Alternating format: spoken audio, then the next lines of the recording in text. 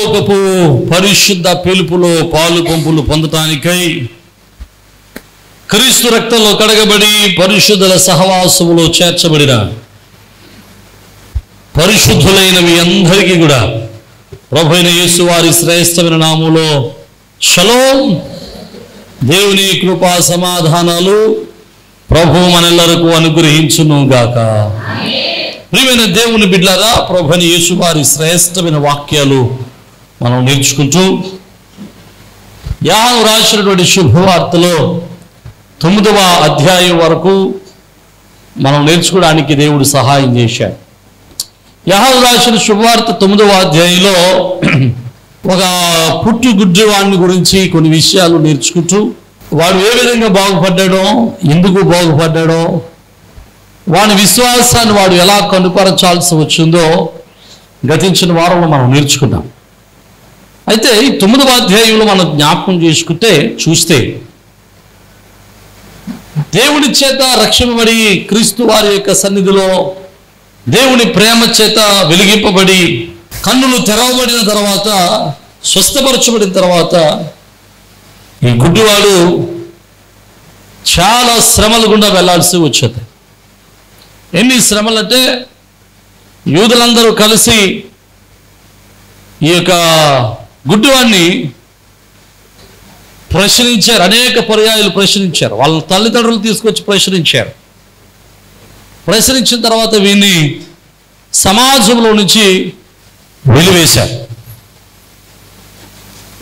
యేసువారిని నమ్ముకున్నందుకు, యేసువారి చేత అద్భుతం పొందుకున్నందుకు, యేసువారి చేతిలో మేలు పొందుకున్నందుకు, యేసువారు ఆయన ప్రవక్త అని ఒప్పుకున్నందుకు, ఆయన దేవుని కుమారుడని ఒప్పుకున్నందుకు, అతడు దేవుడు అని ఒప్పుకున్నందుకు, ఆయన నా కన్నులు తెరిచాడో, ఆయన పాపియో కాదు నాకు తెలియదు, నా కన్నులు తెరిచాడు, ఆయన పరిశుద్ధుడు, ఆయన పాపి అయితే ఆయన నా కన్నులు తెరిచి ఉండేవాడు కాదు, కనుక నేను ఆయన నమ్ముతున్నాను, విశ్వసిస్తున్నానని ఈ గుడ్డివాడు ఎప్పుడైతే చెప్పాడో, ఈ గుడ్డివాడి యొక్క మాటలను బట్టి యూదులందరూ కూడా వాడిని వెలివేశారు. జాగ్రత్తగా పరిశీలన చేస్తే యేసుక్రీస్తులోనికి వచ్చిన వారిని ఆనాటి నుండి ఈనాటి వరకు కూడా వెలివేస్తూనే ఉన్నారు. వాడిని వెలివేశారు. కానీ నేటి కాలంలో క్రైస్తవ సమాజాన్ని హింసించేవారు ఉన్నారు, నేటి కాలంలో సంఘాన్ని పాడు చేసే వాళ్ళు ఉన్నారు, సంఘాన్ని హింసిస్తూ అనేక మందిని ప్రభు కొరకు విశ్వాసం నిమిత్తమై చంపేవారు ఉన్నారు. వాడు వెలువైబడినప్పటికీ క్రీస్తును విడిచిపెట్టలేదు. నేనంటాను, ఒకవేళ క్రీస్తు విశ్వాసం కొరకు, క్రీస్తులో నీకున్నటువంటి నమ్మకం కొరకు వెలువయ్యబడవలసి వస్తే నీవు ధన్యుడవు. ఒకవేళ హింసలు అనుభవించాల్సి వస్తే నీవు ధన్యుడవు. ఒకవేళ శ్రమను పొందవలసి వస్తే నీవు ధన్యుడవు. ఒకవేళ మరణం పొందాల్సి వస్తే నువ్వు మరింత ధన్యుడవు. నమ్మితే దేవునికి స్తోత్రం, హల్లెలూయా. క్రీస్తు కొరకు మనం చనిపోతే, క్రీస్తు కొరకు హింసలు అనుభవిస్తే మహదానందమని ఎంచమని వాక్యం చెప్తున్నాయి. ఎందుకో తెలుసా? నీకు మంచి మాట చెప్పి నేను ముందుకు వెళ్ళడానికి ప్రయత్నం చేస్తాను. నేను 10వ అధ్యాయం చెప్పాలని ఆశపడుతున్నాను. ఈరోజు ఈ మాట జ్ఞాపకం చేసి నేను ముగించడానికి ప్రయత్నం చేస్తాను. స్కూల్కి వెళ్ళినప్పుడు స్కూల్లో మొదటి బెంచ్లో కూర్చోవాలని ఆశపడతాం. బాగా చదువుకున్నవాడు ఎక్కడ కూర్చోవాలనుకుంటాడు, అల్లరి చేసేవాడు ఎక్కడ కూర్చోవాలనుకుంటాడు. వీడి గురించి నేను మాట్లాడలేదు. బాగా చదువుకోవాలనుకున్నవాడు ఎక్కడ కూర్చోవాలనుకుంటాడు. ఏదైనా ఎమ్మెల్యే గారి మీటింగ్ జరుగుతుంది, ఎక్కడ కూర్చోవాలనుకుంటాం మనం? ఆయనకి దగ్గరగా కూర్చోాలి, మొహంలో మొహం అలా చూడాలనుకుంటాం. కలెక్టర్ గారు వచ్చారు, కలెక్టర్ గారి మీటింగ్ జరుగుతుంది, ఎక్కడ ఉండాలి? ఫస్ట్ లైన్లో ఉండాలి. ఒకవేళ ఏదైనా పంపకాలు వస్తున్నాయి, పంపకాలు వచ్చినప్పుడు ఏ లైన్లో ఉండాలి? చెప్పట్లేదు మీరు, ఫస్ట్ లైన్లో ఉండాలి. మరి పరలోకం వెళ్ళినప్పుడు ఎక్కడ ఉండాలి? మరి ఫస్ట్ లైన్లో ఉంటారా, లాస్ట్ లైన్లో ఉండాలా? ఫస్ట్ లైన్లో ఉండాలనుకుంటాం. మరి ఫస్ట్ లైన్లో ఉండాలంటే ఫస్ట్ లైన్ ఎవరికి రిజర్వ్ చేశాడు దేవుడు? హతసాక్షులకు రిజర్వ్ చేశాడు. నమ్మితే దేవునికి స్తోత్రం, హల్లెలూయా. పరలోకంలో ప్రభువు చెంత ఉండాలి అనుకుంటే, ప్రభువుకు దగ్గరగా ఉండాలనుకుంటే మనం ప్రభు కొరకు ప్రాణాలు పెట్టడానికైనా సిద్ధపడి ఉండాలా? నమ్మితే దేవునికి స్తోత్రం. ప్రభువు కొరకు మన ప్రాణాలు పెట్టడానికైనా, సమస్తమును విడిచిపెట్టుకుని సమస్తమును పోగొట్టుకోవడానికైనా సిద్ధంగా ఉంటే ఖచ్చితంగా ప్రభువు పరలోక రాజ్యములో ఆయన సింహాసనము ఎదుట, ఆయన సింహాసనం క్రిందని మొదటి వరుసలోనే ప్రభు మనలను ఉంచబోతున్నాడు. హల్లెలూయా. అలాంటి అవకాశం వస్తే నేను కూడా పరిగెత్తుకుని వెళ్ళాలనుకుంటున్నాను. ఆమేన్. హల్లెలూయా. చూద్దాం ఎంతమంది వస్తారో. వీడు వెలివేయబడినప్పటికీ ప్రభువును విడిచిపెట్టలేదు, ఇంకా ప్రభువును అంగీకరించాడు. వెలివేయబడినప్పుడు యేసు వారు వాని దగ్గరికి వచ్చారు, వాడిని ఓదార్చారు, వారిని సమాధానపరిచారు. నేను అంటున్నాను, నువ్వు శ్రమలు పొందినప్పుడు, కష్టాలు పడుతున్నప్పుడు ప్రభు నిన్ను విడిచిపెట్టేవాడు కాదు. తన సమాధానముతో నిన్ను నింపి తన కృపతో నిన్ను బలపరచుటకు ఆయన ఇష్టపడుతూ ఉన్నాడు.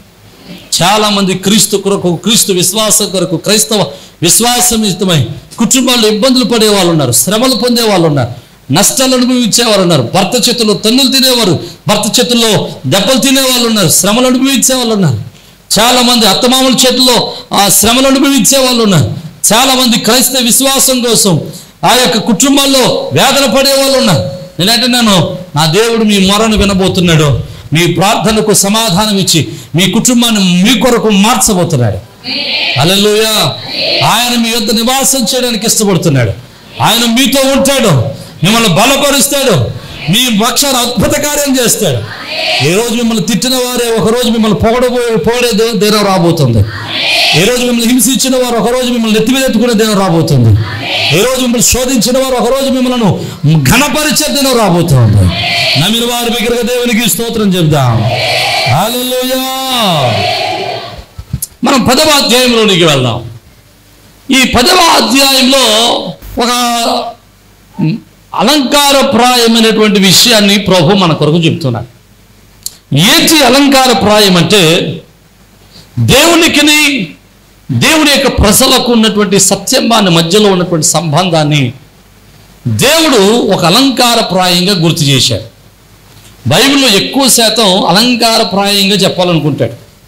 ఎలాగో మీకు మంచి ఉదాహరణ చెప్తాను, జాగ్రత్తగా వినండి. 187వ కీర్తనలో నీ భార్య, నీ లోగిటి నీ భార్య ఫలించు ద్రాక్షవల్లి వలె ఉంటుంది. అంటే దాని అర్థం ఏంటి? ఫలించి ద్రాక్షవల్లి ఎలాగైతే ఉంటుందో, ద్రాక్షవల్లి ఎలాగైతే ఫలిస్తుందో, నీ భార్య కూడా అలాగే ఫలిస్తుంది అని చెప్పడం కోసం దేవుడు దాన్ని అలంకారప్రాయంగా వాడాడు. నీ పిల్లలు ఒలీవ మొక్కల వలె ఉన్నారు అంటే దాని అర్థం ఏంటి? నీ పిల్లలు ఒలీవ మొక్కల్లాగా కొమ్మలేస్తారని అర్థమా? కాదు. ఒలీవ మొక్కలు ఎలాగైతే ఆశీర్వాదకరంగా ఉన్నాయో నీ బిడ్డలు కూడా అలాగే ఆశీర్వాదకరంగా ఉంటారు అని చెప్పడం కొరకు అలంకారప్రాయంగా చెప్పబడుతుంది. అలాగే యేసుక్రీస్తు ప్రభువుల వారు కూడా అలంకారప్రాయంగా ఆయనకును ఆయన ప్రజలకు ఉన్నటువంటి సత్సంబంధాన్ని ఇక్కడ జ్ఞాపకం చేస్తూ ఉన్నాడు. ఆయన అలంకారప్రాయంగా చెబుతూ ఆయన సమాజానికి, సంఘానికి ఏమై ఉన్నాడో 17వ వచనంలో జ్ఞాపకం చేస్తున్నాడు. 17 కాదు, జ్ఞాపకం చేసుకున్నాడు. 11వ వచనంలో వ్రాస్తూ ఉన్నాడు, నేను గొర్రెలకు మంచి కాపరిని. దేవునికి స్తోత్రం. యేసుక్రీస్తు ప్రభువుల వారు చెబుతున్నాడు ఆయన ఏమై ఉన్నాడు. ఆయన గొర్రెలకు ఏమై ఉన్నాడట? మంచి కాపరై ఉన్నాడు. ఇప్పుడు గొర్రెలకు మంచి కాపరి, ఆయన కాపరై ఉన్నాడు. మరి గొర్రెలు ఎవరు? 100వ కీర్తన 3వ చరణాన్ని చదువుదాం, తొందరగా చదువుదాం. 100వ కీర్తన 3వ చరణం. యెహోవాయే దేవుడని తెలుసుకొనుడి, ఆయనే మనలను పుట్టించెను, మనము ఆయన వారము, మనము ఆయన ప్రజలము, మనము ఆయన ప్రజలము, ఆయన మేపు గొర్రెలము, మనం ఆయన మేపేటువంటి గొర్రెలము. నమ్మిన వారు దేవునికి స్తోత్రం. హల్లెలూయా. అదే యెహెజ్కేలు గ్రంథం 34వ అధ్యాయం చూడండి ఒకసారి. యెహెజ్కేలు గ్రంథం 34వ అధ్యాయంలో 31వ వచనం అంటాడు, నా గొర్రెలను నేను మేపుచున్న గొర్రెలను మీరు మనుషులు. దేవునికి స్తోత్రం. నా గొర్రెలు, నేను మేపే గొర్రెలు ఎవరో? మీరే, మనుషులే అంటాడు. అంటే ఇప్పుడు గొర్రెల్ని ఎవరికి పోల్చాడంటే మనుషుల్ని గొర్రెలకు పోల్చాడు. అంటే సంఘాన్ని, తన ప్రజలను గొర్రెలకు పోల్చుకుని ఆయనకి ఎవరికి పోల్చుకున్నాడంటే కాపరికి పోల్చుకున్నాడు. ఏ కాపరటైనా ఎలాంటి కాపరి?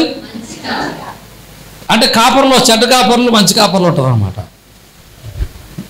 చెడ్డ కాపర్ ఎలా ఉంటాడు చూడండి 34 అధ్యాయం యెహెజ్కేలు గ్రంథంలో చూడండి. యెహెజ్కేలు గ్రంథం 34 అధ్యాయంలో చూస్తే 2వ వచనంలో అంటాడు, నరపుత్రుడా ఇశ్రాయేలీయుల కాపరులను గూర్చి ఈ మాట ప్రవచింపుము. ఆ కాపరులతో ఎట్లనుము, ప్రభువుకు యెహోవా సెలవిచ్చినదేమనగా, తమ కడుపు నింపుకొను ఇశ్రాయేలీయుల కాపరులకు శ్రమ. కాపరులు గొర్రెలను మేపవలను కదా. మీరు క్రొవ్విన గొర్రెలు వధించి కొవ్వు తినేసి బొచ్చు కప్పేసుకుని గొర్రెలు మేపట్లేదు. బలహీనమైన వాటిని బలపరచడం లేదు. రోగము గల వాటిని రోగంతో ఉంటే స్వస్థపరచడం లేదు. గాయపడిన వాటికి గాయపడితే గాయాలు కట్టడం లేదు. తోలు వేసిన వాటిని తోలుకు రావట్లేదు. మరలా తోలుకి రారు. తప్పిపోయిన వాటిని వెదకట్లేదు. అది మాత్రమే కాకుండా మీరు కట్టిన మనస్కులై బలాత్కారంతో వాటిని ఏలుదురు. వీళ్ళు చెట్టకాపురులు అన్నమాట. చెట్టకాపురులు ఏం చేస్తారు? వీళ్ళు శుభ్రంగా దాని మాంసం తింటున్నారట, గొర్రెల మాంసం తింటున్నారట, గొర్రె పాలు తాగుతున్నారట, ఆ గొర్రెతో వచ్చినటువంటి వస్త్రాలని కప్పుకుంటున్నారట. కానీ వాటి వలన మేలు పొందుతున్నారే తప్ప వాటికి ఏ విధమైనటువంటి సహకారము పట్టించుకోవట్లేదు, మేపట్లేదు, బాధపడితే పట్టించుకోవట్లేదు. ఏ విధమైనటువంటి ఆ యొక్క గొర్రెలకు కావలసినటువంటి కాపుదల కానీ ఏమి ఇవ్వటం లేదు. ఇది చెట్టకాపర్లో. కానీ యేసు ఎలాంటి వాడట? గొర్రెలకు ఆమేన్ హల్లెలూయా. గొర్రెలకు అనేది మంచి కాపరి.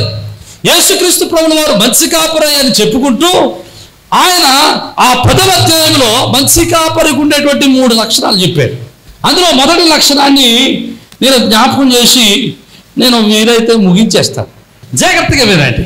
మొదటి పాయింట్ అంటే యేసు వారు మంచి కాపరి, తను మంచి కాపరిగా చెప్పుకుంటూ ఏం చెప్పాడు? మంచి కాపరికి ఉండేటువంటి లక్షణాలు, ఆయన ఎలాంటి లక్షణాన్ని కలిగి ఉన్నాడో చెప్తున్నాడు. 4వ వచనాన్ని చదువుదాం చూడండి. 10వ అధ్యాయం 4వ వచనం. మరియు అతడు తన సొంత గొర్రెలను వెలుపలకు నడిపించినప్పుడల్లా వాటికి ముందుగా నడుచును. దేవునికి స్తోత్రం.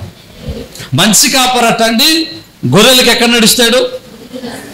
చెప్పట్లేదు, ముందు నడుస్తాడు. అంటే చెడ్డ కాపరి ఎక్కడ నడుస్తాడు? మంచి కాపరి గొర్రెలకు ముందెందుకు నడుస్తాడు? గొర్రెలకు మంచి లక్షణం ఉంది. యెషయా గ్రంథము 53వ అధ్యాయం 6వ వచనం. మనమందరము గొర్రెల వలె త్రోవ తప్పిపోతుంది. గొర్రెలకు ఉన్నటువంటి లక్షణం ఏంటంటే త్రోవ తప్పిపోవటం. త్రోవ తప్పిపోయేటువంటి లక్షణం గొర్రెలు త్రోవ తప్పిపోకుండా, దారి తప్పిపోకుండా వెళ్ళడం కోసం గొర్రెల కాపరి ఏం చేస్తాడంటే గొర్రెలకు ముందు నడుస్తాడు. గొర్రెలకు ఉన్నటువంటి ఒక లక్షణం ఏంటో తెలుసా? గొర్రెలు వాడి ముందు ఎవరైతే ఉన్నారో ఆయన చూసుకుంటూ వెళ్ళిపోతాయి అంతే. ఆడు గోతులు పడిపోవడానికి వెళ్ళి ఇది గోతులు పడిపోతాయి. అది ముందర గొర్రె ఎక్కడికి వెళ్తుంది అనవసరం, అది ఎక్కడికి వెళ్తే అది వెళ్ళిపోతాడు. అందుకనే కాపరి ఏం చేస్తాడంటే మీరు గొర్రెలు చూడద్దు, నన్ను చూడండి,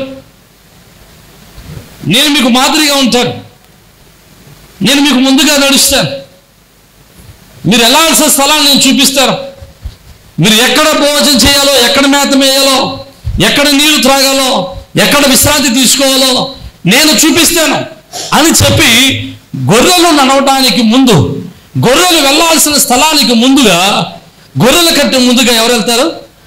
గొర్రెలకు కాపరి వెళ్తాడు. నా మాట మీకు అర్థం అవడానికి ఒక చిన్న ఉదాహరణ చెబుతాను.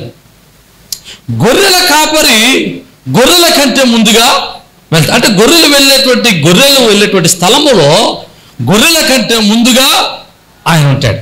నమ్మితే దేవునికి స్తోత్రం. అంటే మనం ఎక్కడికి వెళ్తామో అక్కడికి మనకంటే ముందుగా ఆయన ఉంటాడు. అంటే ఆయన ప్రజలను ఆయన నడిపిస్తూ, ఆయన ప్రజలు వెళ్ళేటువంటి ప్రతి స్థలములో ఆ ప్రజల కంటే మనకంటే ముందుగా ప్రతి స్థలం అందు, ప్రతి స్థితి అందు ఆయన ముందుగా ఉంటాడు. ఇది మీకు అర్థం కావడానికి పరిశుద్ధ గ్రంథంలో నుంచి ఒక సందర్భాన్ని మీకు జ్ఞాపకం చేసి నేను ముగించడానికి ప్రయత్నం చేస్తాను. పాత నిబంధన గ్రంథంలో యోసేపు అనేటువంటి ఒక ఆయన ఉంటాడు.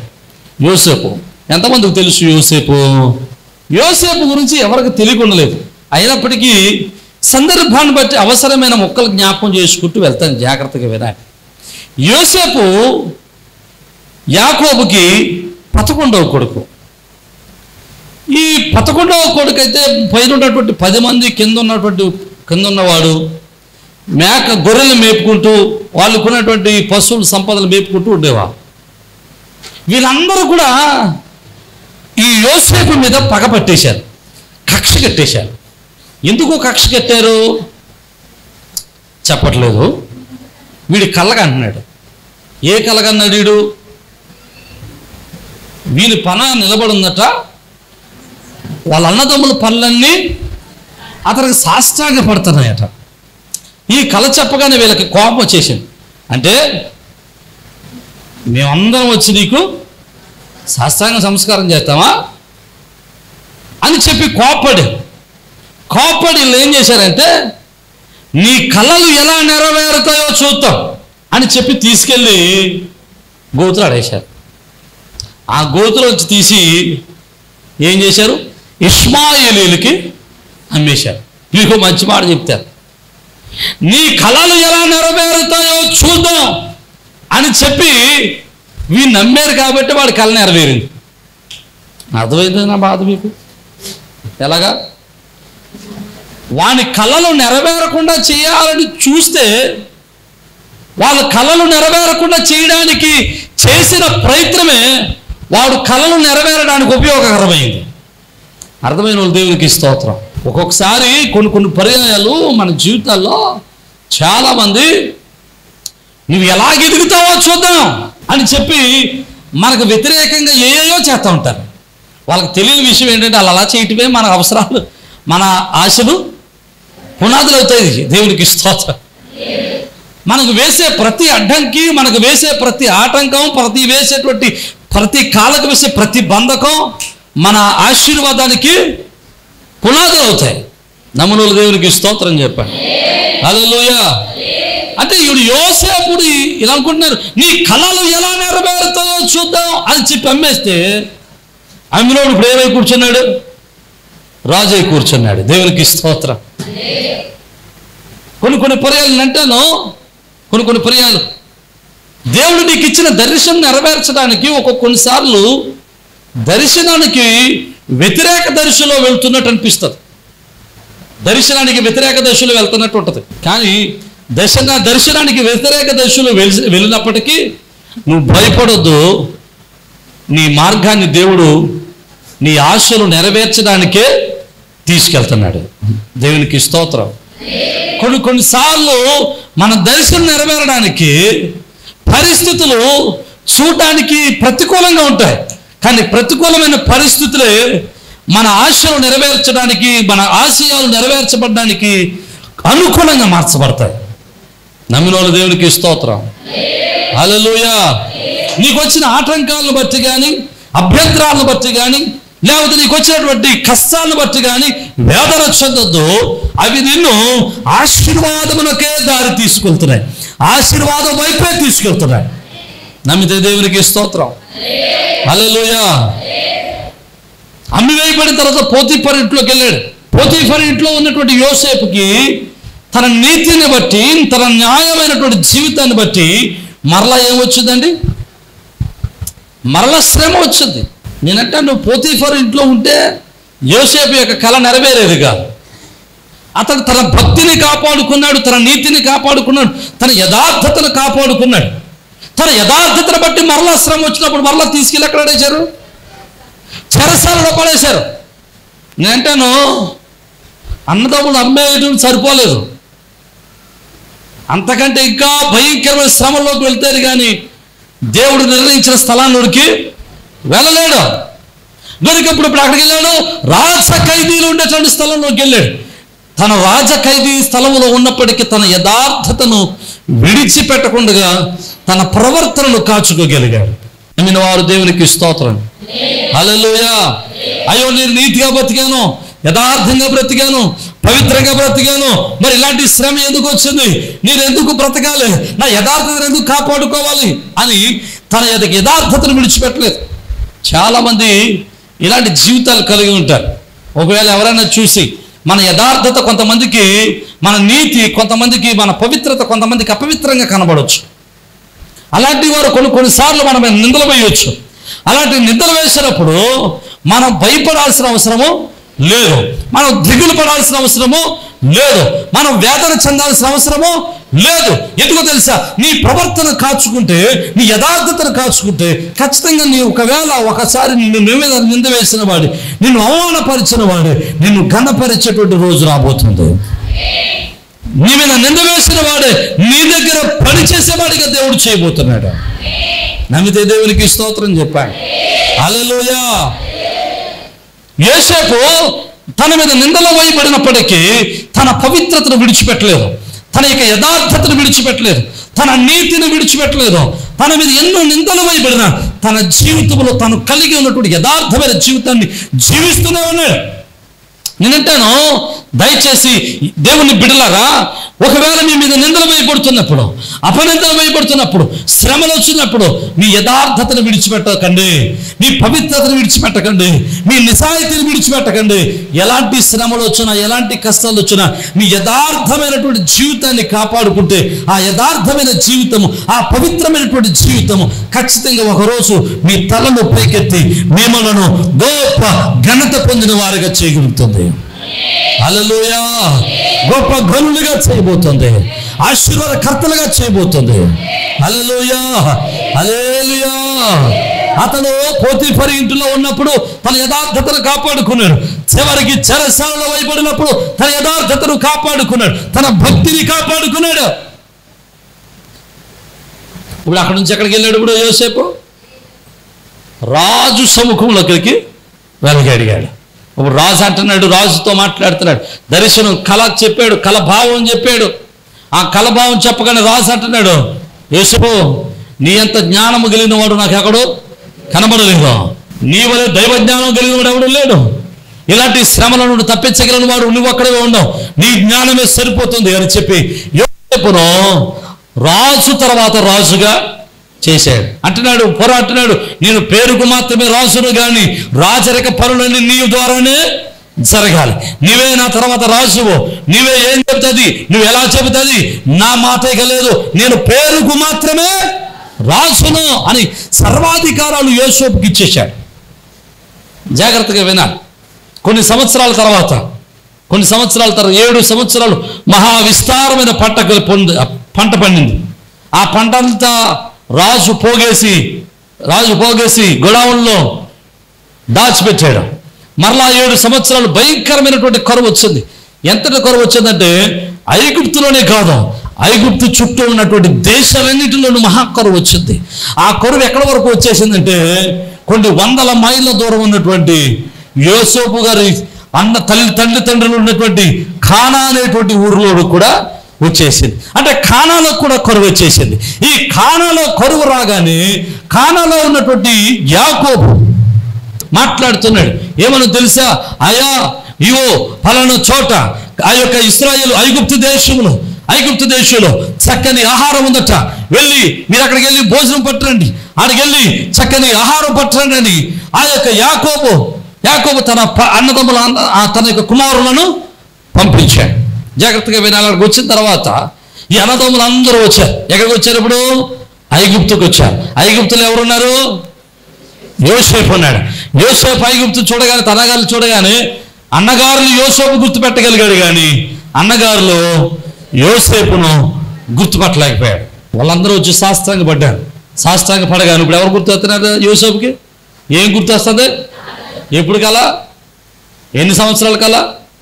ఇంచుమించు 40 సంవత్సరాల క్రితం వచ్చినటువంటి కళ గుర్తుకొచ్చింది. కళ్ళ నీళ్ళు తెచ్చుకున్నాడు, చాటుకెళ్ళి ఏడ్చేవాడట.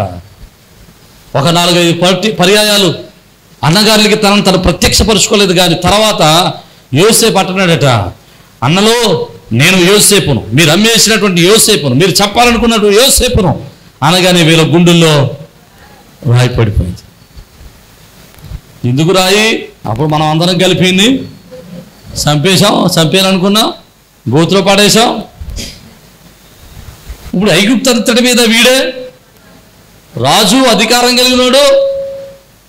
ఇక్కడ మనల్ని వీడేమైనా చేయొచ్చు, వీడు మనం చంపేసినా చంపేయచ్చు. మన పరిస్థితి ఏంటి? ఇప్పుడు బయటికి వెళ్ళగలమా లేదా అనేటువంటి వేదనతో ఉంటే యోసేపు ఒక చక్కటి మాట మాట్లాడుతున్నాడు. ఏమన్నా తెలుసా?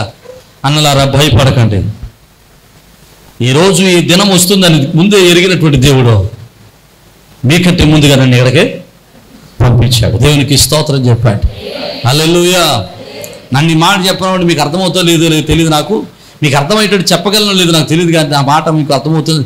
జాగ్రత్తగా వినడానికి ప్రయత్నించండి.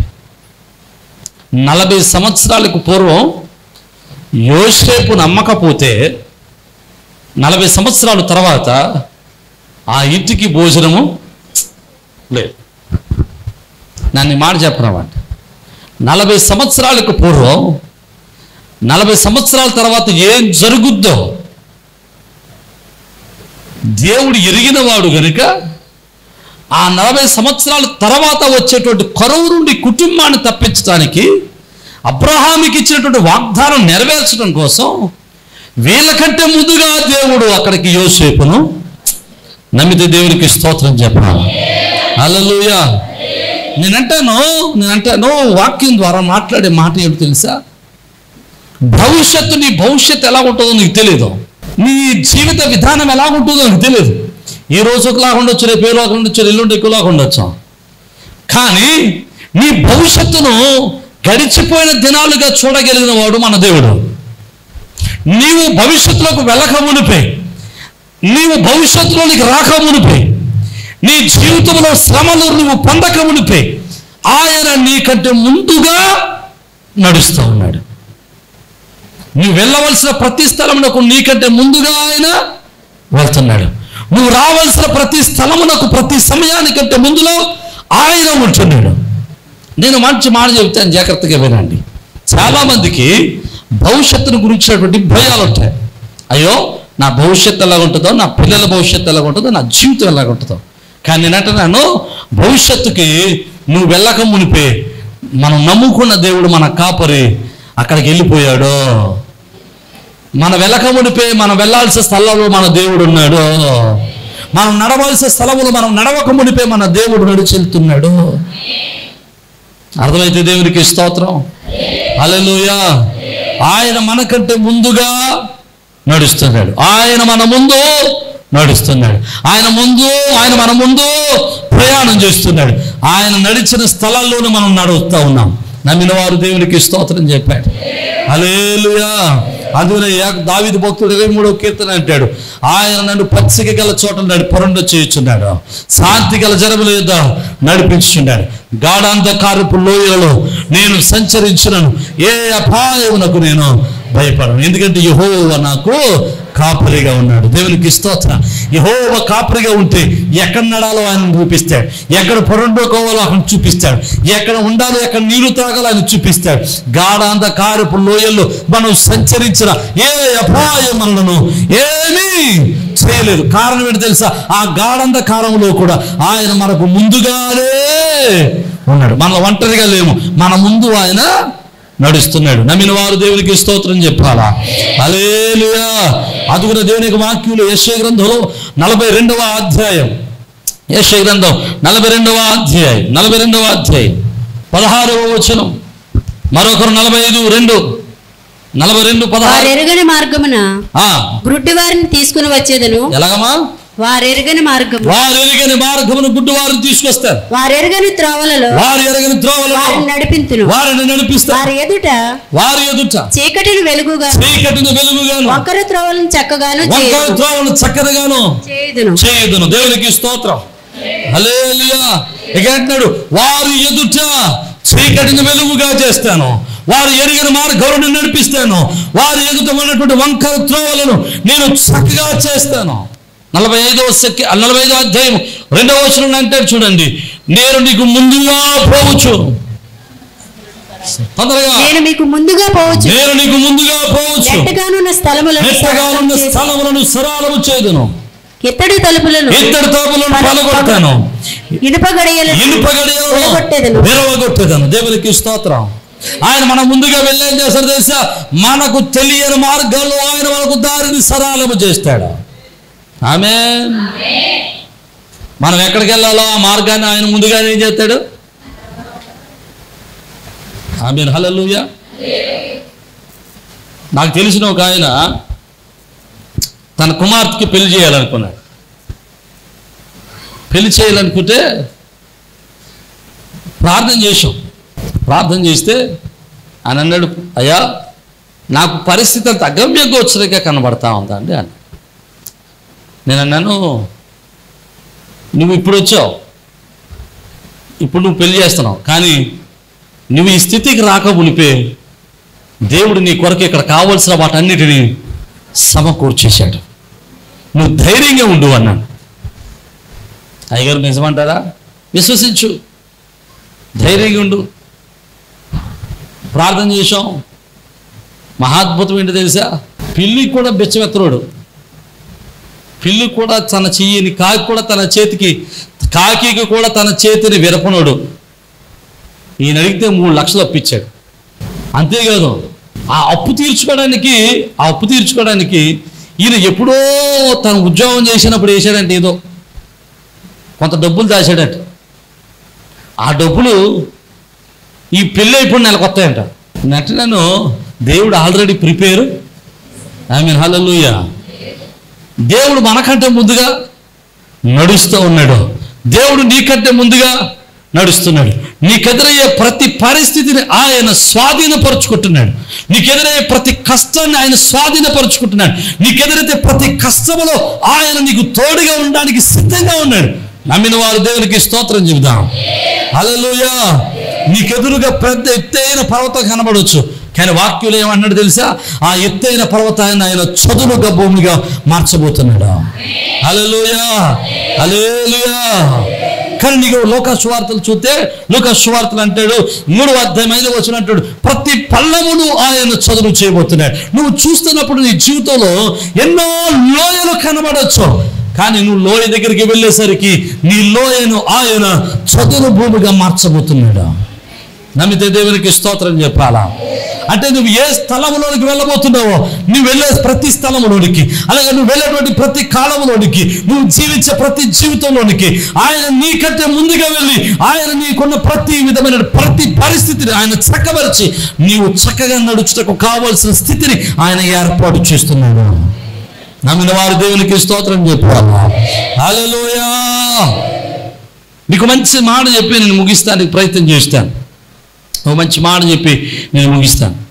2011వ సంవత్సరంలో గాంధీ జయంతి రోజున ఈ చర్చికి పునాది వేసినప్పుడు పెద్ద ప్లాన్ గీసాం. చాలామంది ప్రామిస్ చేశారు, నేను అది ఇస్తాను, నేను ఇది ఇస్తాను. ప్రామిస్ చేసిన వాళ్ళందరూ ఇస్తే మందిరం అయిపోద్ది, మందిరంతో పాటు పాస్టర్ గారికి ఇల్లు కూడా అయిపోద్ది.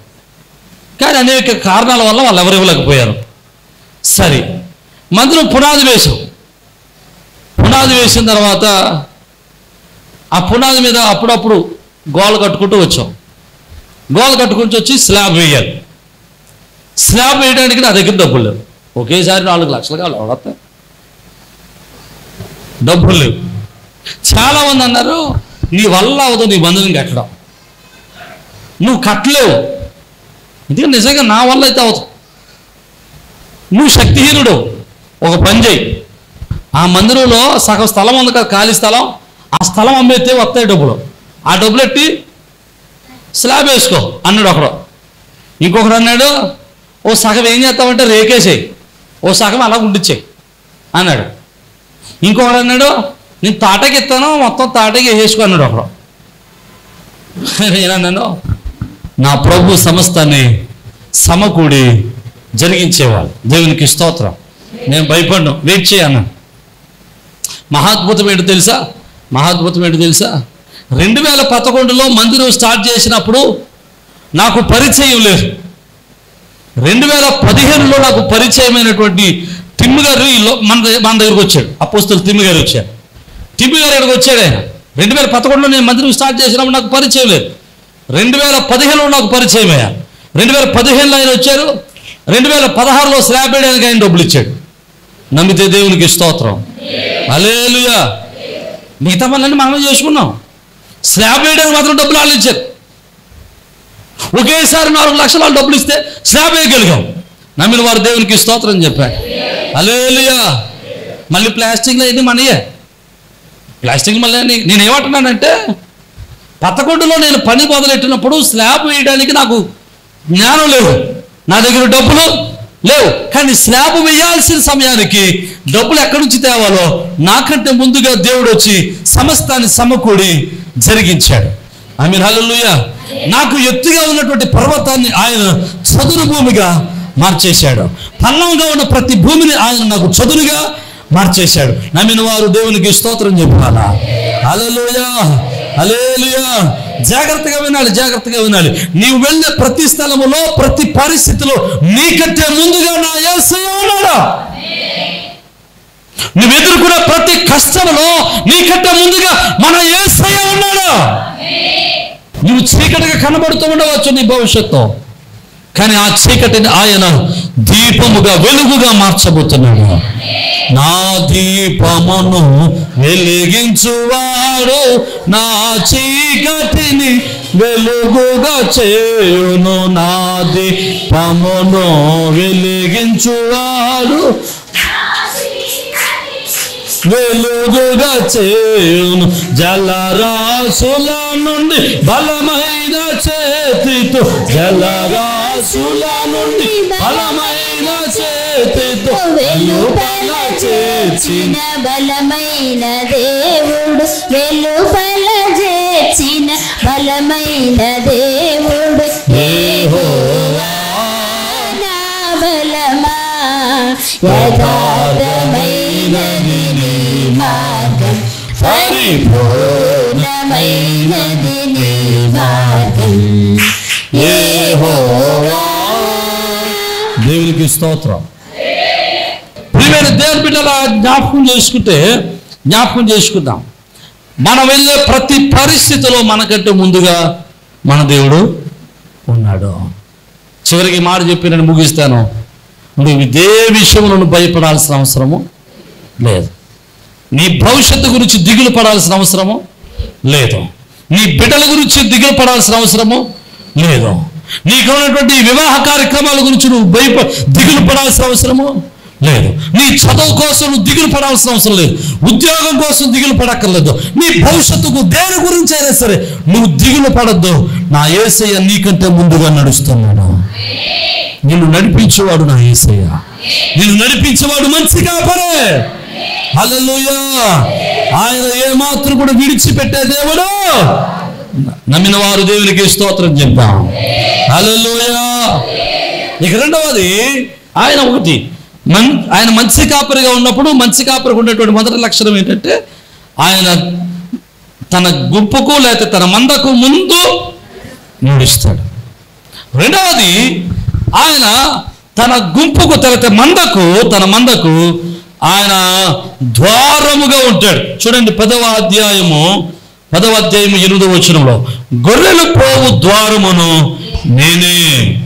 తర్వాత అంటున్నాడు 9వ వచనంలో, నేనే ద్వారమును, నా ద్వారా ఎవడైనా లోపల ప్రవేశించిన వాడు రక్షింపబడిన వాడై లోపలికి పోవచ్చు, బయటికి వచ్చుచు మేత మేయుచుండును. దేవునికి స్తోత్రం. రెండవది, ఆయన ద్వారంగా ఉంటాడట. ఇశ్రాయేలీయులు గొర్రెల కాపరులు, వాళ్ళకు ఉండేటువంటి ఒక అలవాటు ఏంటంటే, వాళ్ళు ఉండేటువంటి వారు గొర్రెలు కాసుకునే పద్ధతి ఏంటంటే, వాళ్ళు చుట్టూ ఫెన్సింగ్ కట్టినటువంటి, ఫెన్సింగ్ అంటే మనకులాగా గోడలు కట్టుకోరు. వాళ్ళు ఏం చేస్తారంటే రాళ్ళు పేర్చుకుంటారు. రాళ్ళు పేర్చుకుని ఫెన్సింగ్ మీద కట్టుకుని ఒక్క గొర్రె మాత్రమే వెళ్ళడానికి ఉండేటువంటి దారి పెడతారు లోపలికి. రాత్రి వేళ గొర్రెల్ని దొడ్లు పెట్టడానికి ఒక్క గొర్రె మాత్రమే వెళ్తుంది అనమాట. ఆ గొర్రెలన్నీ లోపలికి వెళ్ళిన తర్వాత ఆ గొర్రెల కాపరి ఏం చేస్తాడంటే, ఆ లోపలికి వెళ్ళేటువంటి ద్వారం దగ్గర కాపలాగా ఉంటాడు. అంటే ఆ గేటు దగ్గరే ఉంటాడట. అంటే ఆ గేటు దగ్గర ఉండి గొర్రెలు లోపలికి బయటికి వెళ్ళకుండా చూసుకుంటుంటాడు. గొర్రెలను తినడానికి ఏ తోడు రాకుండా ఏ తోడేలు ఏ ఖడ్గమృగం రాకుండా కాపాడుకుంటూ ఉంటాడు. ఇప్పుడు అంటున్నాడు, ఆయన గొర్రెల కాపరి ద్వారం దగ్గర ఉన్నాడు కనుక గొర్రె ఇప్పుడు బయటికి వెళ్ళాలన్నా లోపలికి రావాలన్నా ఎవరిని దాటుకుని వెళ్ళాలి? కాపరిని దాటుకుని వెళ్ళాలి. అందుకని యేసు ప్రభువు వారు అంటాడు, నేనే ద్వారమును. ఎవరైనా బయటికి రావాలన్నా లోపలికి వెళ్ళాలన్నా నా ద్వారానే సాధ్యమవుతుంది. దేవునికి స్తోత్రం. హల్లెలూయా. ఎందుకంటే ఎవరైనా సరే దొడ్డిలోనికి వెళ్ళాలనగా, పరలోక రాజ్యానికి వెళ్ళాలంటే వాడు ఎవరి ద్వారా వెళ్ళాలి? కాపరి, మంచి కాపరైన యేసు ద్వారానే సాధ్యము. అందుకని యేసు ప్రభువు వారు అంటాడు, ఈ లోకంలో దేవుళ్ళు దేవతలు అనబడిన వారు ఎవరు ఇవ్వలేని స్టేట్మెంట్ ఆయన ఇచ్చాడు. ఏంటో తెలుసా? నేనే మార్గము, నేనే సత్యము, నేనే జీవము, నా ద్వారా తప్ప ఎవడు కూడా తండ్రి యొద్దకు రాలేడు, ఎవడు కూడా పరలోక రాజ్యానికి రాలేడు. జాగ్రత్తగా వినాలి. ఎవడు కూడా పరలోక రాజ్యానికి రాలేదు. ఎవరి ద్వారా మాత్రమే అవుతుంది? ద్వారమై ఉన్న యేసు ద్వారా మాత్రమే అవుతుంది. దేవునికి స్తోత్రం. యేసు ద్వారానే పరలోక రాజ్యం చేరగలము. యేసు ద్వారానే పరలోక రాజ్యంలో మనం ఉండగలము. అందుకని ఆయన ద్వారమై ఉన్నాడు. మంచి కాపరి మనకు ద్వారంగా ఉండి మన పరలోక రాజ్యమునకు దొడ్డులోనికి చేర్చువాడై ఉన్నాడు. హల్లెలూయా, హల్లెలూయా. మూడవది నేను జ్ఞాపకం చేసి ముగించడానికి ప్రయత్నం చేస్తాను. 11వ వచనం, నేను గొర్రెలకు మంచి కాపరని, మంచి కాపరి గొర్రెల కొరకు తన ప్రాణము పెట్టును. మంచి కాపరి ఏం చేస్తాడట? గొర్రెల కోసం తన ప్రాణాన్ని పెడతాడు. మీకు దీనికి అర్థం కావడానికి ఒక చిన్న ఉదాహరణ చెప్తాను, జాగ్రత్తగా వినండి. పాత నిబంధన గ్రంథంలో దావీదు అనేటువంటి ఒక భక్తుడు ఉంటాడు. దావీదు రాజు అవ్వకముందు ఏం చేసేవాడండి? గొర్రెలు కాసుకునేవాడు. ఒకసారి గొర్రెలు కాసుకుంటున్నప్పుడు, దావీదు గొర్రెలు కాస్తూ ఉన్నప్పుడు ఒక సింహం వచ్చేది. సింహం వచ్చి ఆ యొక్క ఒక గొర్రెను పట్టుకుని వెళ్ళిపోతుందట. గొర్రెను పట్టుకుని పోతా ఉన్నప్పుడు దావీదు ఏం చేశాడు? ఒకవేళ మనమైతే ఏం చేస్తామండి? పారిపోతామా? మరి పారిపోవటం ఇక. కానీ దావీదు ఏం చేశాడు తెలుసా? ఆ గొర్రెను తీసి తెచ్చుకోవడానికి సింహానికి ఎదురెళ్ళడం మొదలెట్టాడు. దేవునికి స్తోత్రం. ఏం చేశాడు? సింహానికి ఎదురెళ్ళడం మొదలెట్టాడు. సింహానికి ఎదురెళ్ళి ఆ సింహాన్ని 2 ముక్కలుగా చేసి ఆ సింహపు నోటులో ఉన్నటువంటి తన గొర్రెను కాపాడుకున్నాడు. దేవునికి స్తోత్రం. హల్లెలూయా. నన్ను ఈ మాట చెప్పనివ్వండి, కాపరి తన యొక్క గొర్రెల కోసం తన ప్రాణాన్ని ఆయన పెడతాడు. సింహాన్ని ఎదిరించడానికైనా కాపరి వెనుకాడడు. నమ్మిన వారు దేవునికి స్తోత్రం చెప్పండి.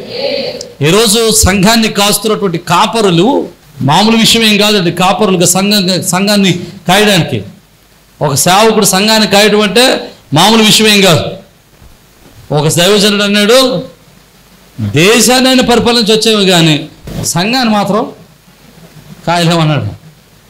కారణం ఏంటి? ఒక్కొక్కడు ఒక్కొక్క రకంగా ఏడిపిస్తాడు. దేవునికి స్తోత్రం.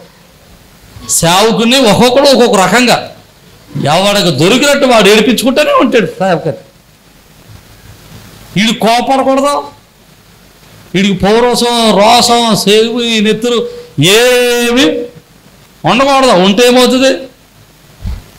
దేవునికి స్తోత్రం కాదండి. ఒక్కొక్కడు ఒక్కొక్క రకంగా సేవకుడిని ఏడిపించుకుంటాడంటే సేవకుడు ఏం చేయాలి? వాళ్ళని జాగ్రత్తగా చూసుకోవాలి. దేవునికి స్తోత్రం. జాగ్రత్తగా చూసుకోవడమే కాదు, మీకు మంచి మాట చెప్తాను. సంఘాన్ని అపవాది దొంగిలించడానికి ప్రయత్నం చేస్తాడట.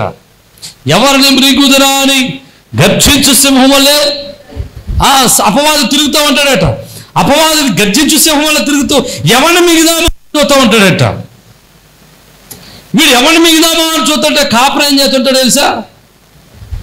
వాడి చేతిలో ఎవడో పడకుండా, వాడి కూరలో ఎవడో పడకుండా ప్రతిరోజు కన్నీరు కార్చి ప్రార్థన చేస్తాడు. దేవునికి స్తోత్రం. మీరు పొద్దున్న లేచి 3 గంటలకు ఏం చేస్తారు? మీరు 3 ఎప్పుడు అవుతుందో అన్నట్టు చూస్తున్నారేంటి మీరు? అంటే మన కెడియారంలో 3 ఉంటుంది అనుకో, డైరెక్ట్గా 9 ఉంటుంది. మూళ్ళు ఎవరు ఏళ్ళు కనబడవు ఇంక మనకి. డైరెక్ట్ లేచిననే 9 కనబడతాయి. అమ్మ బాబోయ్, దేవునికి స్తోత్రం. మరి 3 గంటలకు ఏం చేస్తారు? 3 గంటలకు శుభ్రంగా రాత్రి అంతా రాని నిద్ర అంతా 3 గంటలకు వచ్చొద్దు.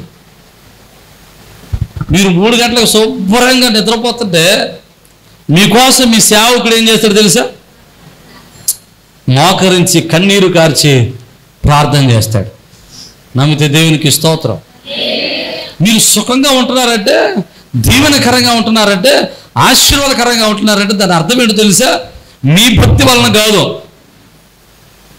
మరి చూసుకోండి, పోనీ మన భక్తి మనకు ఎంతవరకు ఉపయోగపడుతుందో చూసుకోండి. మన భక్తి మన ఆశీర్వాదాలకు సరిపోదా, కానీ మీ సేవకుడు చేసేటువంటి ప్రార్థన, సంఘం కొరకు సేవకుడు చేసేటువంటి కన్నీరు ప్రార్థన ఆ సంఘాన్ని అపవాది చేతిలో పడకుండా కాపాడుతుంది. నమ్మితే దేవునికి స్తోత్రం చెప్పాడు. హల్లెలూయా. తెల్లవారులు దేవుడి యొక్క పాదాలు పట్టుకుని గోసాడి ప్రార్థన చేసి పేరు చెప్పిన సంఘము కొరకు సేవకుడు ప్రార్థన చేసిన తర్వాత పొద్దున్న లేచాక ఏ సంఘం కోసం అయితే సేవకుడు ప్రార్థన చేశాడో అదే సంఘం సేవకుడి మీద మరలా ఏం చేస్తూ ఉంటుంది? తిరుగుబాటు చేస్తూ ఉంటుంది. అర్థమైతే దేవునికి స్తోత్రం. మీకు విషయం చెప్పరా, మీరు తిరుగుబాటు చేసినా సేవకుడు ప్రార్థన చేస్తూనే ఉంటాడు. హల్లెలూయా, హల్లెలూయా. కారణం ఏంటో తెలుసా? బైబిల్లో ఒక మాట ఉంటుంది. సమూయేలు అంటాడు, మీకోసం మేము ప్రార్థన చేయకపోతే అది నాకు శాపం, నాకు పాపంగా ఎంచబడదు కాక అంటాడు. మీకోసం ప్రార్థన చేయకపోతే మాకు పాపం. అర్థమవుతుందా? మీకోసమే ప్రార్థన చేయకపోతే మాకు పాపం. మమ్మల్ని మీరు సరిగ్గా చూసుకోకపోతే దేవునికి స్తోత్రం కదండి. ఇప్పుడు సేవకుడికి సంఘం ఎలాగైతుందో సంఘానికి సేవకుడు కూడా అలాగే ఉండాలి. సంఘానికి సేవకుడు ఎలాగైతే ప్రార్థన చేస్తూ సంఘాన్ని నడిపిస్తున్నాడో సంఘము కూడా సేవకుడికి ఎలాగనే సహకరించి తోడ్పడుతూ ఉండాలి. నమ్మిన వారు దేవునికి స్తోత్రం చెప్పాలా. హల్లెలూయా. కన్నీరు కార్చి ఉపవాసం ఉండి ప్రార్థన చేస్తే సేవకుడు, ఈ వత్తాదులందరూ సాక్షులు అక్కడ చెప్తారు తెలుసా? మీ గురించి కాదు సుమా, టీవీలో వాక్యం చెప్పి వినే వాళ్ళందరి కోసం చెప్తున్నా. ఈ వత్తాదులందరూ అభిషేక కూటాలకు వెళ్ళి అక్కడికి వెళ్ళి ఇక్కడికి వెళ్ళి స్వస్థశాలకి వెళ్ళి అయ్యి బాబు అయ్యారండి ఈ సాలకు వచ్చారండి. ఈ సాల్లోకి వచ్చిన తర్వాత అసలు ఆ సాలోడు నీ కోసం ప్రార్థన చేస్తాననుకుంటావు. నువ్వు ఆ నెత్తి మీద సీఎస్ పంపించేస్తే తర్వాత నువ్వు ఎవడమో కూడా తెలియదు. రేపు మళ్ళీ ఇంకో దిక్కెళ్ళిపోతాడైనా. ఇక్కడ సంసారం చదివేసుకుని రేపు మళ్ళీ ఇంకో సంసారం, రేపు ఇంకో సత్రంకి వెళ్ళిపోతాడు. దేవునికి స్తోత్రం. మీకు నా బాధ అర్థమవుతుందా? సోమవారం ఓ చోట, మంగళవారం ఓ చోట, బుధవారం ఓ చోట, శనివారం ఓ చోట, రోజు కూడా ఉంటుంది. ఈరోజు నీ నెత్తిమీద చేసిన తర్వాత వదిలేస్తాడు. కానీ మరలా ఎప్పుడు గుర్తొస్తావు నువ్వు? మళ్ళీ వెళ్తే గుర్తొస్తావు, మళ్ళీ వీడికి గుర్తురావా?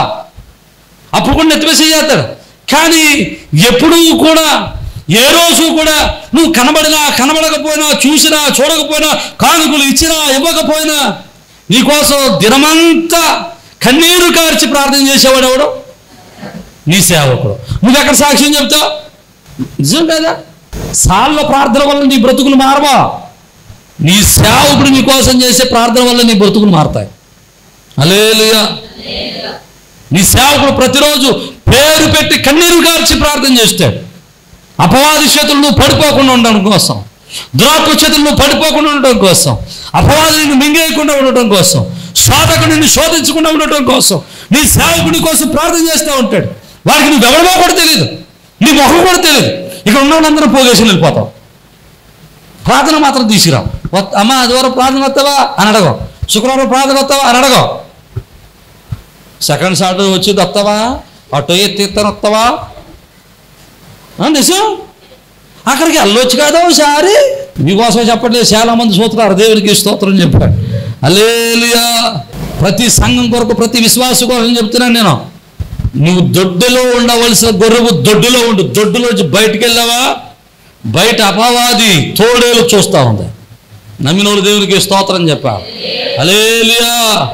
మళ్ళీ వారు చెప్తారు విశ్వాస లక్షణాలు ఏమేమి ఉండాలి. ఇవాళ మంచి కాపర లక్షణాలు నేర్చుకుంటున్నాం, మళ్ళీ మంచి గొర్రెగా ఉండాలంటే ఏం చేయాలో మళ్ళీ వారం నేర్చుకుందాం. అర్థమైన వాళ్ళు దేవునికి స్తోత్రం చెప్పాలి. హల్లెలూయా. ఆయన తన యొక్క గొర్రెల కోసం ఏం పెడతాడట? తన ప్రాణాన్ని పెడుతున్నాడట. తన ప్రాణం పెట్టడానికి యేసు వారు వెనకాడలేదా? నీకు మంచి మాట చెప్పి ముగిస్తాను. ఈ చిన్న ఉదాహరణ. ఒకసారి ఒక ఆవిడ చనిపోయిన దగ్గరికి వెళ్ళి సమాధి చేస్తూ ఉన్నాం. సమాధి చేస్తూ ఉంటుంటే అక్కడికి వాళ్ళ అమ్మాయి వచ్చింది. వైజాగ్ నుంచి వాళ్ళ అమ్మాయి వచ్చింది అనమాట. వస్తే నా దగ్గరికి వచ్చి గొప్పగా చెబుతుంది. గొప్ప అనుకుంటాను. ఇదిగో దాని బాబా నీకు కూడా తెలుసా, నేను ప్రతీ నెల నాకు ఎంత దశంభాగం వస్తే అంత దశంభాగం ఏం చేస్తాను తెలుసా, దినకరం గారికి పంపిస్తానంట. దినకరం గారికి పంపిస్తుందంట. ఓసారి ఊరుకున్నాను, మాట్లాడలేదు. రెండోసారి అంతా ఊరుకున్నాను, పట్టించుకోలేదు. నేను పట్టించుకోవట్లేదు అని మళ్ళీ చెప్తుంది. మూడోసారి అన్న మరి ఆయన పిలవపోయావా, మీ అమ్మ సమాధి చేసిన అన్నాను.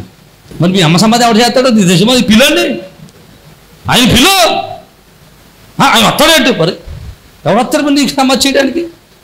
నీ శ్రమలో వస్తే ఎవడొస్తాడా? అర్థమైన వాళ్ళు దేవునికి స్తోత్రం చెప్పాలా. హల్లెలూయా. నువ్వు పుట్టింది గర్భంలో పడ్డం మొదలుకొని కదండి, గర్భంలో పడిన మొదలుకొని మళ్ళీ భూగర్భంలో కలిసిపోయే వరకు నీ కోసం ప్రార్థన చేసేవాడు నీ సేవకుడు. హల్లెలూయా. మధ్యలో వచ్చేళ్ళందరూ దొంగోళ్ళు, దోచుకునేవాళ్ళని. అర్థమైతే దేవునికి స్తోత్రం చెప్పాలి. హల్లెలూయా. నీ సేవకుడు అవసరమైతే నీ కోసం ప్రాణం పెడతాడండి. సేవకుల యొక్క ప్రాణాలు, సేవకుల యొక్క శరీరాలు కృషించుకుపోతాయి. కారణం ఏంటో తెలుసా? నీకోసం బాధ పడలేక, నీకోసం ప్రార్థన చేయలేక, ప్రార్థన చేసి ఓ పక్కన అలిచిపోతుంటే మరో పక్కన మీరు పెట్టే గొడవలు తట్టుకోలేకపోతే అలిచిపోతూ ఉంటుంది. మా సొక్కాయలను అలగవగానండి. హలో, మా సొక్కాయలను అలగవు. సొక్కాయలు చాలా ఇస్త్రీ చేసుకున్న బట్టలు చాలా నీట్గా ఉంటాయి. కానీ ఏం నలిగిపోతా తెలుసా? మా హృదయాలు నలిగిపోతూ ఉంటాయి. అర్థమైతే దేవునికి స్తోత్రం చెప్పాలి. హల్లెలూయా. నన్ను ఈ మాట చెప్పరామండి, నీ సేవకుని విడిచిపెట్టద్దు, నీ సంఘాన్ని విడిచిపెట్టద్దు. అతడు నీ కోసం ప్రాణం పెట్టడానికి, సిద్ధపడడానికి దేవుని చేత ఎన్నుకోబడిన వాడు. నమ్మిన వాళ్ళు దేవునికి స్తోత్రం చెప్పాలి. హల్లెలూయా. హల్లెలూయా. అతను నీకోసం ప్రార్థన చేసేవాడు, నీకోసం కన్నీరు కార్చేవాడు.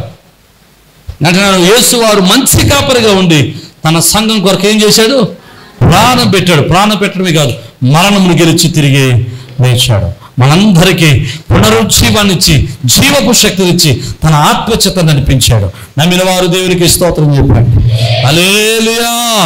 ఆయన ఎవరట? గొర్రెలకు ఆయన మంచి కాపరే. ఆయన ఆయన తన గొర్రెలకు ఆయన ముందుగా నడుస్తాడు. ఆయన గొర్రెలకు ద్వారముగా ఉంటాడు. మూడవది, గొర్రెల కొరకు ఆయన తన ప్రాణాన్ని పెడతాడు. ఈరోజు అలాంటి మంచి కాపరిని కలిగి ఉన్నటువంటి మనము దేవుని చేత ఆశీర్వదింపబడిన వారము, కృప పొందుకున్న వారము. ఆయన వంటి మంచి కాపరి యొక్క ఆశీర్వాదాలు మనెల్లరికీ తోడై ఉండి తన కృపలు బలపరుచును గాక. తల వంచండి, ప్రార్థన చేద్దాం.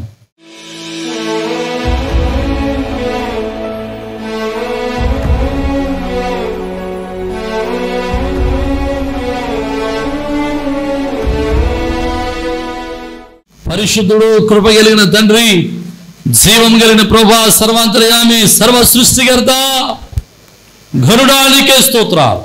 మా మంచి కాపరి నీకు స్తోత్రాలు. మాకంటే ముందుగా నడుచువాడా నీకు స్తోత్రాలు. మాకంటే ముందుగా పరిస్థితిని సమకపరచువాడా నీకు స్తోత్రాలు. మాకంటే ముందుగా అయ్యా మా చీకటిని వెలుగుగా మార్చువాడా నీకు స్తోత్రాలు. మా వంకరి త్రోవలను సరళము చేయవాడా నీకు స్తోత్రాలు. మాకెదురుగా ఉన్నటువంటి ప్రతి ఎత్తైన స్థలమును చదురుగా చేయవాడా నీకు స్తోత్రాలు. మా ఎదురుగా ఉన్నటువంటి లోయలను చదురు భూమిగా మార్చువాడా నీకు స్తోత్రాలు. అయా నీ వాక్యములను బిడ్డల బట్టి ప్రార్థన చేస్తున్నాను నాయన. వారి జీవితంలో నాయన మీరే కాపరిగా ఉండండి నాయన. వారి పరిస్థితులు చక్కపరచండి ప్రభా. వారి చీకటి వెలుగుగా మార్చండి నాయన. వారి ఎత్తైన స్థలములను చదును భూమిగా మార్చండి ప్రభా. అయా ప్రతి ఆటంకాన్ని యేసు నామములో అయా చదును భూమిగా మార్చండి ప్రభా. మీరే మహిమ పొందిన కృపలు బలపరచండి. మీరే వారికి ద్వారముగా ఉండండి. అయా అయ్యో తండ్రి, అపవాది చేతులు పడిపోకుండా ఆయన వారిని మీరు కాపాడండి ప్రభా. మీ కృప చేత ఆదరించి మీరు మహిమ పొంది కృపలు బలపరచమని యేసు పరిశుద్ధ నామమున స్తుతించున్నాం మా ప్రభువు తండ్రి. ఆమేన్.